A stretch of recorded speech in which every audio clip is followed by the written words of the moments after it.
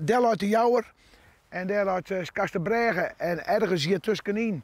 Daar wie Richard Jung op verkenning voor de Canadezen om te zien hoe de Duitsers er hinderlijn.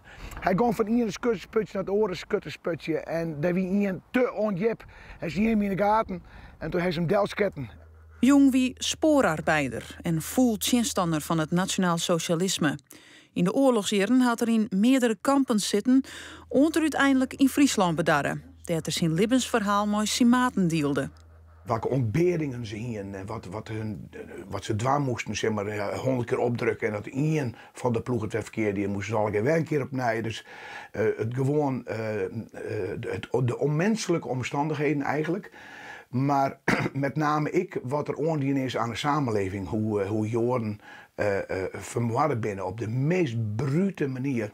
En hij zei van ja, als er ooit wat gebeurt, ik wil graag dat je me het opschroeven. Want dit is zo gruwelijk, maar dit mag net vergeten worden. Dus ja, het zou heel mooi wezen dat het ooit op papier komt.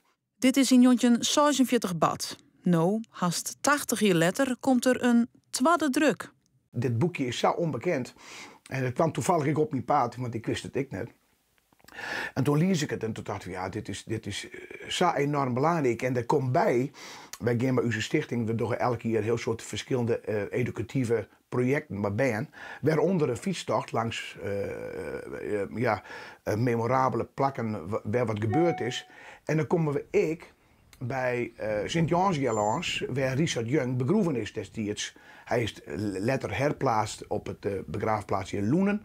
Maar toen zei ja goed, maar dit is zo actueel, dus we moeten dit boekje gewoon weer opnieuw uitjan. Die verhaal moeten vertellen, ik 80 hier naar dato. De presentatie van de tweede druk van In Memoriam is snijn op de Jouwer. Op de Frieske Bevrijdingsdag, 15 april, volgt dan de fietstocht bij het monument van Jung Del.